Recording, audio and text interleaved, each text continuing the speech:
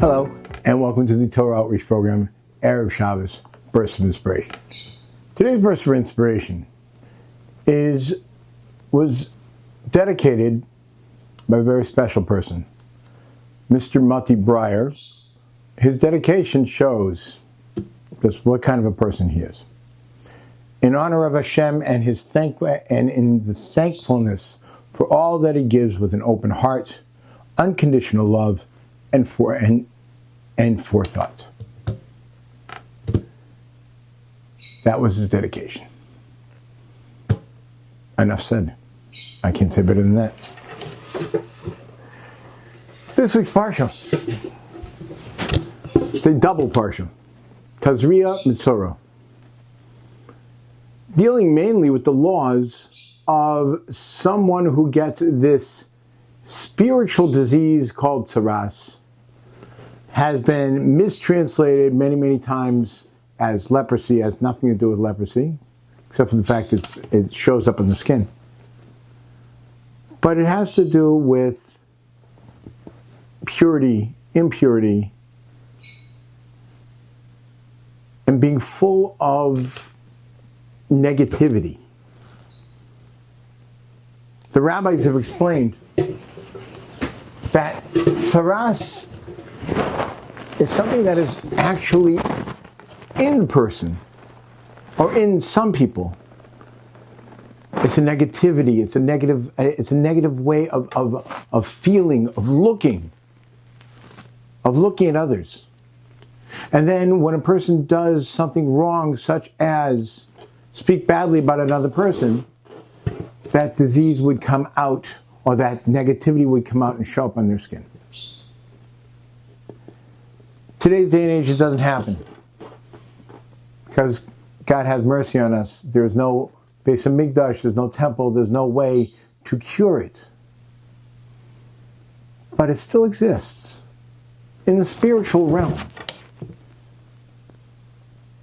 Blemishes on our soul. For what? For being negative. Negative towards others. But there are many sins that have to do with this. Not just Lashon Hara, speaking badly about others. Someone who loans others with interest. Someone who's miserly, who's cheap. Seemingly doesn't fit, but also someone who, in the time of the temple, would force themselves in to bring sacrifices when they weren't someone who was supposed, they weren't one of the Kohanim. And then this person is marked with these horrible blemishes on their skin, has to go through this whole purity process. What do these sins have to do with each other? I'd like to say there's one common denominator, and that is ego. Being too full of yourself.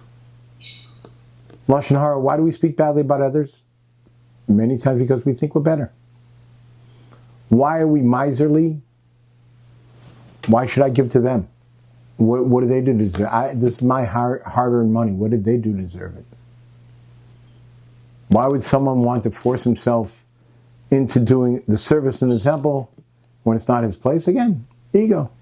Why is he any better than me?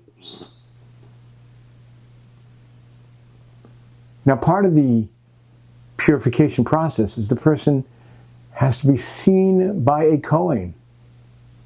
A Kohen is a part of the Jewish people.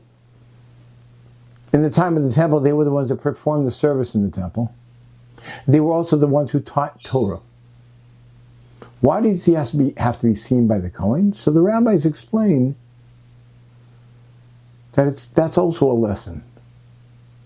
Had you gone to the Kohen, gone to learn Torah beforehand, gone to speak to somebody who can give you direction beforehand, this wouldn't have happened. It would not have been brought to this level. And now this person is degraded, humiliated, has to live separate from the rest of the Jewish people until the blemishes go away, and until he goes through the purification process. And many steps of the purification process has to do with teaching him this lesson. Don't be so full of yourself. Don't be so full of yourself. Everybody in this world has their blessings. Everybody in this world has their challenges. And everybody in this world has their job, their mission. One may know something more than the other, and therefore it's his obligation to teach what he knows. One may have more money than someone else, and therefore it's his obligation to support those who need him. No matter who you are, we all have responsibilities according to the blessings that God gives us. And we all have our issues, our things we have to work on, our problems. There's nobody who's perfect.